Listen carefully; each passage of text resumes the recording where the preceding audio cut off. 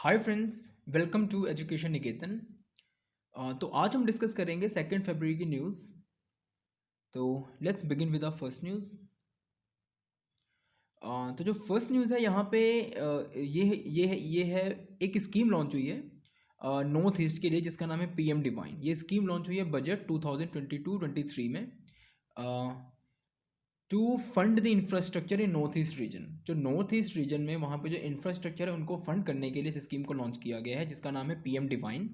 And the full form of the scheme is prime ministers development initiative for north east. और इस scheme के तहत जो initial fund का लोकेशन है विच इज़ 1500 करोड़। तो इनिशियली जो फंड लोकेट किया गया that is 1500 crore, which is in the line of PM गति शक्ति स्कीम। आपने देखा होगा पिछले साल ही कुछ नवंबर के आसपास पीएम गति शक्ति स्कीम लॉन्च किया गया था हमारे प्राइम मिनिस्टर के द्वारा।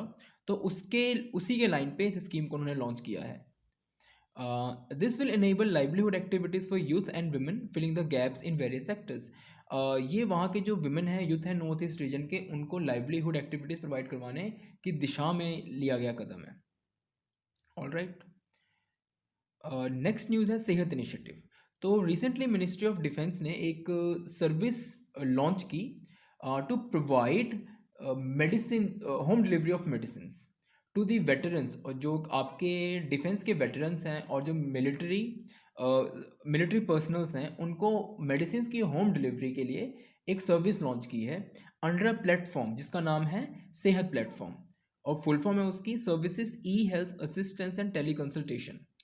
तो आप एक कह सकते हैं टेली मेडिसिन की एक सर्विस लॉन्च की है मिनिस्ट्री ऑफ डिफेंस ने, जिसका एम है to provide health care services to patients in their Holmes.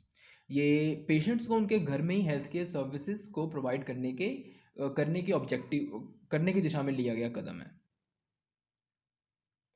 All right. Sehat Initiative is the Tri-Services Teleconsultation Service of the Minister of Defense designed for all entitled personnel and their families.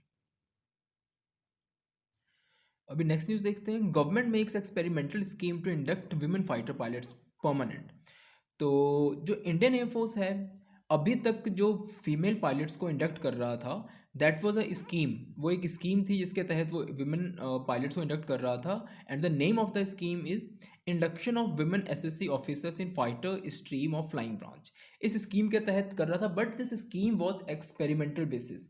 ये जो scheme launch हुई थी कुछ 6 साल पहले, ये scheme launch हुई थी, वो एक एक्सपेरिमेंटल बेसिस पे लॉन्च हुई थी और दैट वाज शॉर्ट टर्म और टेम्पोरेरी। और अब उस स्कीम को परमानेंट किया गया है। किसने किया है और ये किसने अप्रूव किया है? मिनिस्ट्री ऑफ डिफेंस ने। All right, next news is world wetlands day. तो every year world wetlands day is observed on 2 February across the globe. तो हर साल 2 फरवरी को वर्ल्ड वेटलैंड्स डे को ऑब्जर्व किया जाता है to raise awareness about the crucial role played by wetlands for people and our planet. तो ये अवेयरनेस को स्प्रेड करने के लिए, रेज करने के लिए इस डे को ऑब्जर्व करते हैं कि जो वेटलैंड्स हैं ये हमारे लिए और हमारे प्लैनेट अर्थ के लिए कितना कितना इंपॉर्टेंस हैं। फाइन। और इस साल की जो थीम है which is wetlands action for people and nature. और जो ये डे सेलिब्रेट होता है, ये डे ऑन 2 फरवरी को इसलिए मार्क किया जाता है day because on on the very day, on this day 2 फरवरी 1971 एक कन्वेंशन को अडॉप्ट किया गया था। And the name of that convention is the convention on wetlands on 2 फरवरी 1971। और इसी कन्वेंशन को रामसर कन्वेंशन भी कहते हैं।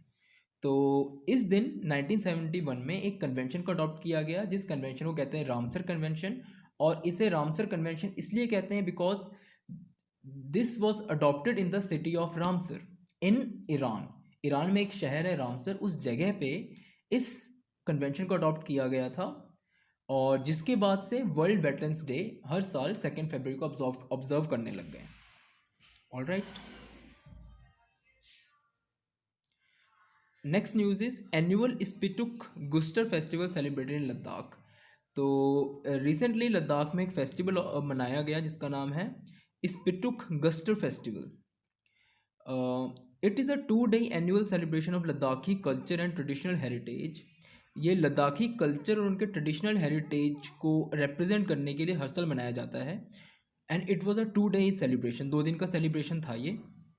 ठीक है, तो आपको ये याद रखना है कि अगर पूछा जाएगा कि लद्दाख में फ़िलहाल कौन सा फेस्टिवल बनाया गया, और आपके पास ऑप्शंस होंगे तो उनमें से एक ऑप्शन होगा स्पीटुक Gustor festival.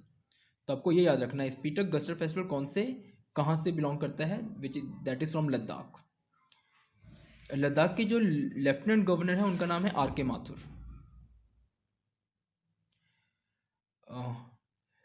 Online transfer of funds between post office and banks announce in budget 2022। तो बजट 2022 में एक स्कीम हमारे फाइनेंस मिनिस्टर ने अनाउंस किया कि now you will be able to transfer your money from post office account to your bank account. मतलब कि अब आपके पास अगर पोस्ट ऑफिस का अकाउंट है, पोस्ट ऑफिस के अकाउंट में आपके पास पैसे हैं, you will be able to transfer that money into your any of the bank accounts. और ये इसलिए अनाउंस किया गया है टू प्रमोट फाइनेंशियल इंक्लूजन। ये फाइनेंशियल इंक्लूजन को इंक्रीज करने के लिए और बढ़ाने के लिए इस स्कीम को लॉन्च किया गया है। That will also help farmers of the country, क्योंकि जनरली जो फार्मर्स होते हैं उनके अकाउंट्स पोस्ट ऑफिस में होते हैं। ऑलराइट,